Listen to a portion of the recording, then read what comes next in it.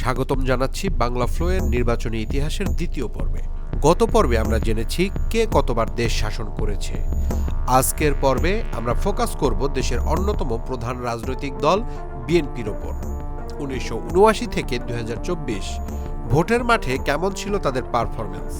শুরুটা ১৯৭৮ সালে দল গঠনের পর।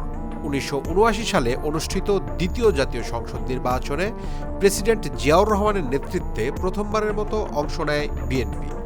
আর প্রথমবারই বাজিমাত ২০৭টি আসন ও ৪১.১৬% ভোট পেয়ে ক্ষমতায় আসে দলটি।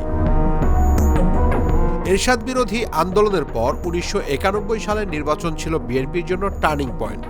খালেদা জিয়ার নেতৃত্বে ১৪০টি আসন পেয়ে একক সংখ্যাগরিষ্ঠতা না পেলেও জামায়াতের সমর্থনে সরকার গঠন করে তারা।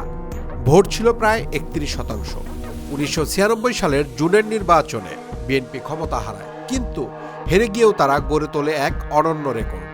১১৬টি আসন ও ৩৩.৬০% ভোট পেয়ে বাংলাদেশের ইতিহাসে সবচেয়ে শক্তিশালী বিরোধী দল হিসেবে সংসদে বসে তারা।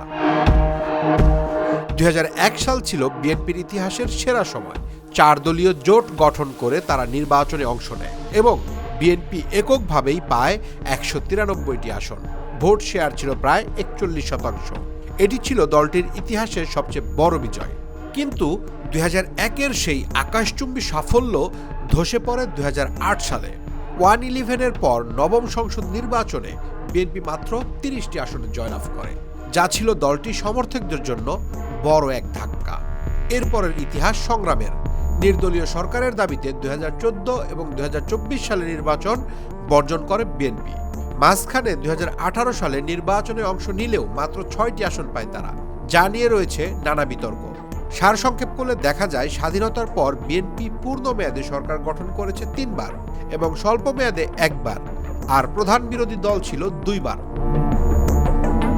এই ছিল বিএনপির আমলনামা। কিন্তু দেশের সবচেয়ে পুরনো দল আওয়ামী লীগের ভোটের গ্রাফ কেমন ছিল, ৭৩-এ কত ভোট আর ২০০১-এ কেন হার, সেই রোমাঞ্চকর তথ্য নিয়ে আসছি আগামী পর্বে।